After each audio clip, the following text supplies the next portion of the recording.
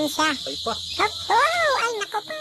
Yun mga idol, magandang araw sa lahat. Magandang araw sa inyo. Eto na naman ako. Sarap daw to i-adobo, masarap daw to i-prito, masarap daw to gataan. Lasang ano daw to, native na manok. Diba?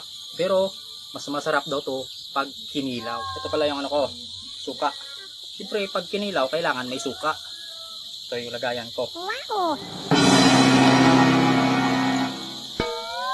Masarap daw to mga idol. Nakakakain na ba kayo na ito? Talaka. Bugoong ang tawag na ito sa amin. What? So ngayon mga idol, susubukan natin kilawin kung masarap nga ba talaga ito. Saan pa unahin natin? Unahin ko lang itong ano, medyo maliit. Ay, naku po. Ayan na. Sige. Siyempre dito tayo sa ulo mag-umpisa. Oo. Ay, buitit ka. Sasaw natin sa suka. Sasaw natin lahat. Yan. Naku, alam ko masarap yan pero huwag naman sanang ganyan. Naku po, may buhay pa. Ito na unahin ko, yung buhay. Ay, naku po, ayaw ko na.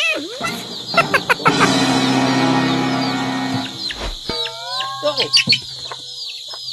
Naku po, idol, pakawalan mo na lang yan. Masarap to pilaw mga idol, masarap pilaw. Wow, no. Wow, no, yan na siya. Naku naman, ba't kasi buhay pa yan? Ay, Kala niyo dito.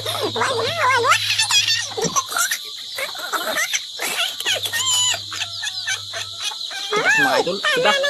Itapon mo na yan, bumitit ka. Oh, yung tulo mo, lumalaway na. Tigas mga idol. Tigas. Siguro, masarap to. Ilaga muna bago kilawin. No? Tigas eh. Itapon mo